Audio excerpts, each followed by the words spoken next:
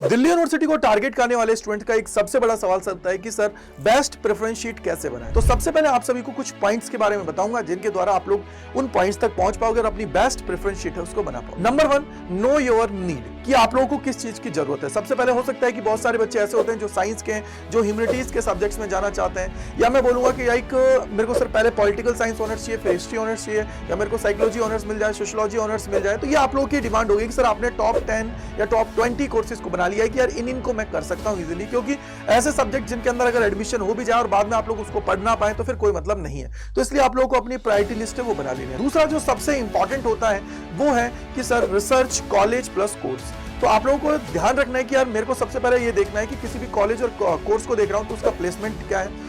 दूसरी चीज सबसे इंपॉर्टेंट, कितनी उसके अंदर सोसाइटीज हैं, क्योंकि सोसाइटीज के द्वारा ही आप लोग अपने जो अंदर के टैलेंट है उसको निखार पाओगे। थर्ड जो मोस्ट इंपॉर्टेंट है उसकी लोकेलिटी, कितनी दूर आपसे है वो। हो सकता है कि अगर आप लोग दिल्ली में हो और दिल्ली से आप लोग रोज 5 किलोमीटर चल के जा रहे हो तो देन कोई मतलब नहीं। थर्ड जो मोस्ट इंपॉर्टेंट है, यहाँ पे मैं बोलता हूँ 3 लेयर फॉर्मूला।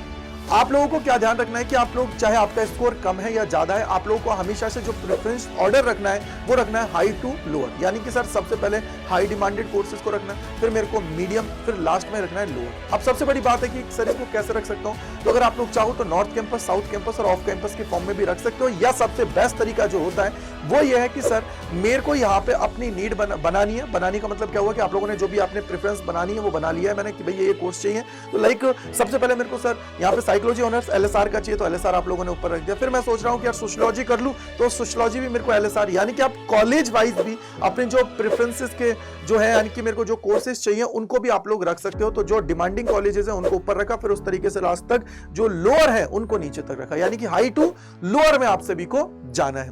देन लास्ट जो है वो एक, सर मेरे को कॉलेज को प्रेफरेंस देनी चाहिए या जो कोर्स है उसको। तो यार देखो मैंने बहुत सारे बच्चों से बात की तो वो हमेशा कोर्स की बात करते हैं कि यार कोर्स को प्रेफरेंसेस देनी चाहिए एज कंपेयर टू कॉलेज के।